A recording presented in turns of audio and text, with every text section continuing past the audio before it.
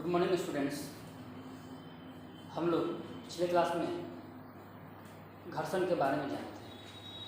ठीक है, घर्षण क्या है इसके बारे में हम जाने थे और उसके दो मुख्य प्रकार के बारे में जाने थे। ठीक है, पहला था एस्थेटिक घर्षण, दूसरा था गतिक घर्षण। ठीक है, घर्षण क्या होता है एक बार फिर से रिपीट कर देते हैं। अगर कोई दो वस्तु गति कर रही है तो उसके सतहों के बीच या रुकी है, अगर कोई दो वस्तु रुकी है या कोई गति कर रही है तो उन दोनों वस्तु के सतह के बीच, सतह के मध्य उनके गति के विरुद्ध एक बल लगता है। उसी को हम लोग घर्षण बल के नाम से जानते हैं। ठीक है, वस्तु आगे की तरफ गति कर रही है तो घर्षण बल उसके विपरीत यानी पीछे की ओर लगता है। ठीक है, ये हमने जाना था। घर्षण बल के दो मुख्य प्रकार थे जिनको हम आज जानेंगे। ठीक है, पहला था एस्थेटिक घर्षण, दूसरा था गतिक घर्षण। ठीक है, तो बारी बारी से हम इन दोनों के बारे में जानेंगे। पहला है एस्थेटिक घर्षण। ठीक है, जब कोई वस्तु किसी दूसरे वस्तु के सतह पर स्थित होता है तो उस अवस्था में वस्तु पर कार्य करने वाला घर्षण बल को एस्थेटिक घर्षण बल कहते हैं। ठीक है, जैसे किसी टेबल पर रखा हुआ किताब, जमीन पर पड़ा हुआ पत्थर, धरती के सतह पर पड़ा हुआ अलमीरा, कोई वस्तु है। ठीक है, हमने बताया कि जब कोई वस्तु है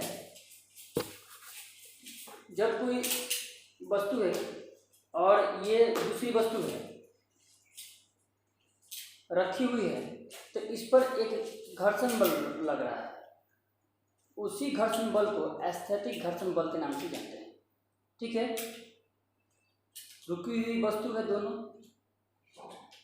इनके सतहों के बीच, इनके सतहों के मध्य घर्षण बल लग रहा है जिसका नाम है एस्थेटिक घर्षण बल। ठीक है, एक और उदाहरण लेते हैं। देखते हैं यहाँ पर धरती का सतह है, ये अलमीरा है। ठीक है, इन दोनों धरती के सतह और ये वस्तु जो है अलमीरा है, इनके बीच, इनके सतहों के बीच एक एस्थेटिक घर्षण बल लग रहा है, कार्य कर रहा है। ठीक है, ये वस्तु रुकी हुई है, ये धरती का सतह है, इनके दोनों वस्तु के सतह के बीच क्या लग रहा है, एस्थेटिक घर्षण बल लग रहा है। ठीक है, एक धरती हो गई वस्तु, एक धरती हो गई या कोई सतह हो गया वस्तु, एक अलमीरा हो गई वस्तु। ठीक है, दो वस्तु हो गई, इनके सतहों के बीच एस्थेटिक घर्षण बल कार्य कर रहा है। ठीक है, यहाँ पर जैसे बताया है एक टेबल पर रखा हुआ किताब, देखते हैं टेबल पर कोई रखा हुआ किताब है तो उसमें क्या है, एस्थेटिक घर्षण बल है। जमीन पर पड़ा हुआ पत्थर, रास्ते पर चलते हैं तो कहीं कहीं पत्थर मिलता है, चाहे ये कोई वस्तु रखा हो, है ना, एक दूसरे वस्तु के ऊपर स्थित हो तो उसमें क्या है, वो रुकी हुई है, क्या है उसमें एस्थेटिक घर्षण है, इसी कारण वो रुकी हुई है। ठीक है, धरती के सतह पर पड़ा हुआ अलमीरा। ठीक है, आगे देखते हैं।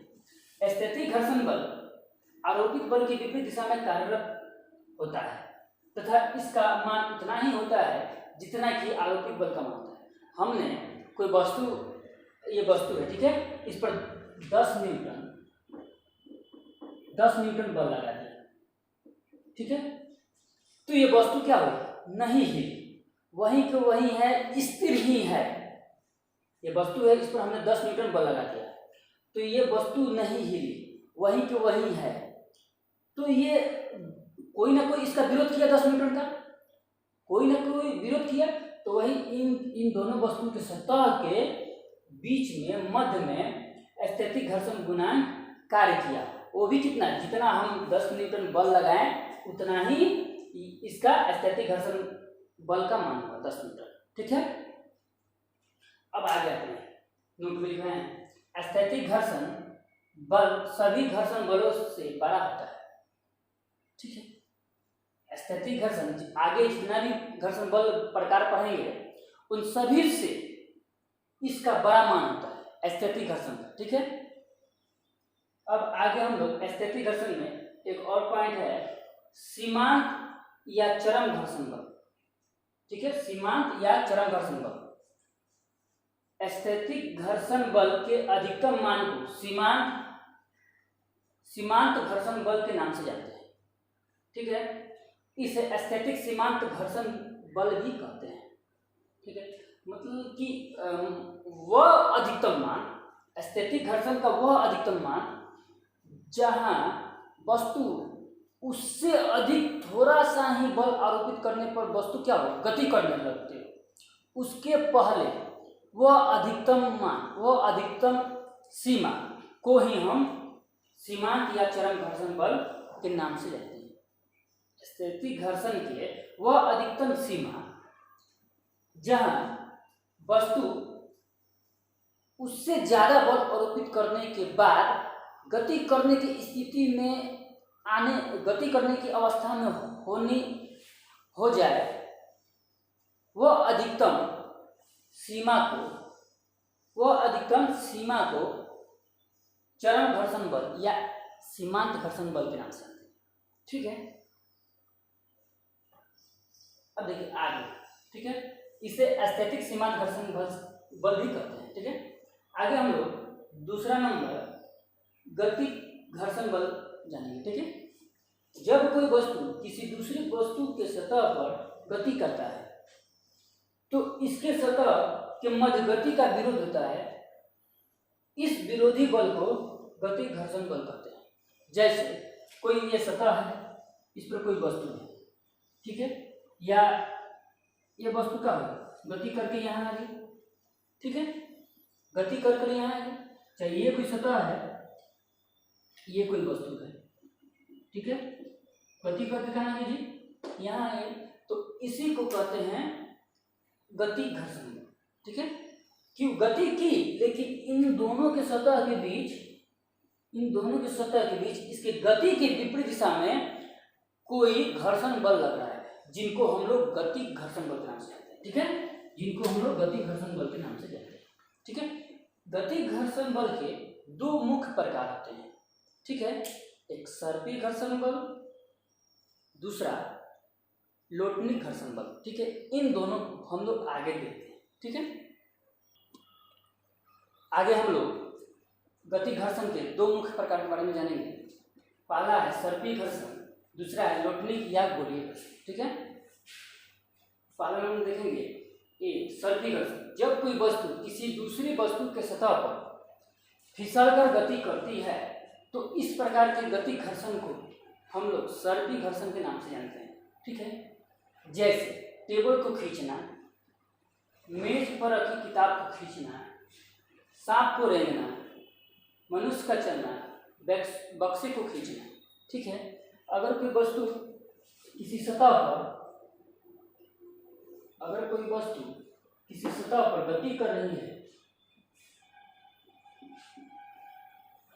तो इस प्रकार गति को सतह पर रेंगकर गति कर रही है, इस प्रकार गति को सर्पी घर्षण बल के नाम से जानते हैं, ठीक है। इसके ये हो गया आपका सर्पी घर्षण बल, ठीक है। आगे देखते हैं दूसरा लोटनिक या गोलीय घर्षण, ठीक है। जब कोई वस्तु किसी दूसरे वस्तु के सतह पर लुढ़ककर गति करती है तो उसके बीच लगने वाला घर्षण बल को लोटनिक घर्षण बल के नाम से जानते हैं। आगे लोटनिक घर्षण बल सभी घर्षण बलों से क्या होता है, छोटा होता है। मतलब कि कोई वस्तु लुढ़ककर गति करती है तो इसके गति के इस वस्तु के दो वस्तु के सतह के बीच जो घर्षण बल लगता है उसको हम लोग कहते हैं लोटनिक घर्षण बल, ठीक है।